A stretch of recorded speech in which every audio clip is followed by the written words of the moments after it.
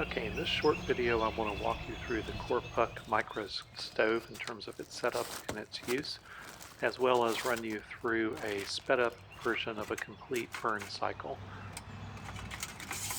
That shows you what came with this particular kit.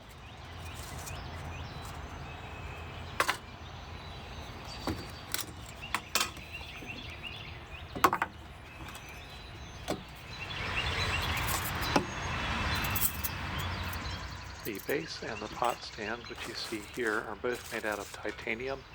It's a strong, flexible titanium that you can adjust as need be, as I'll show you later. The stove itself is in a small aluminum container with a screw top lid that has a white gasket inside. It simply pops into the bottom of the titanium base, and you can see here I have it a little bit tilted. I will adjust that later, albeit dangerously, because I'm doing it when the stove has actually been lit. I do not recommend that, but you will see what I mean in just a moment. The pot stand simply fits directly inside the burner and rests on the upper lip of the burner. And with that and a little bit of refueling, the stove will be ready to go. It strikes very easily with the provided mini fire steel. You'll notice I put this pot on that it is tilted slightly away from the camera, and that's what I'm going to show you how to correct, albeit this is dangerous and I do not recommend doing this again, but it does go to show the flexibility of these legs and how readily they can be adjusted so that you can get a level pot on your surface regardless of whether or not the surface is flat to start with. Here I have two different heights of wooden slats on this particular table, which is what necessitated the bending of the legs. This windscreen came with my Kickstarter campaign reward.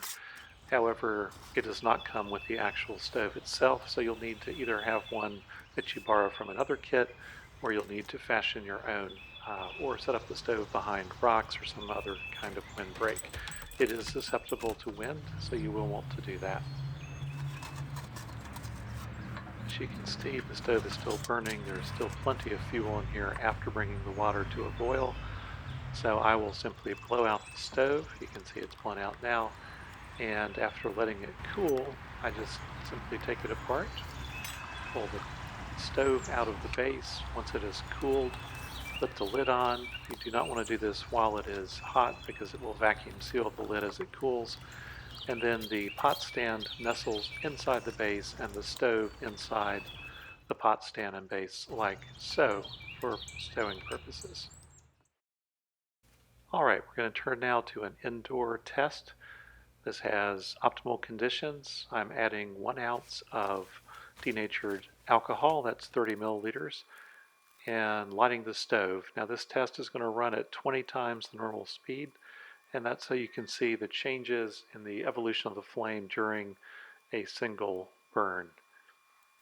This particular burn got to a boil at about 7 minutes and 30 seconds. At my altitude, that is about 210 degrees. You can see there is still plenty of boil phase power coming from the stove at that point.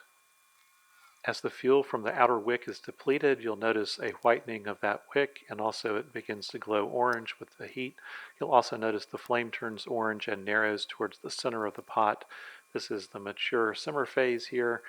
That little flickering was just from my own movements.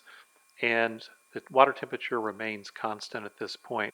Obviously, it would drop if you added pasta or something to the pot, but a simple boil will not lose any temperature until about the last minute of flame, which means about the 18 minute mark here.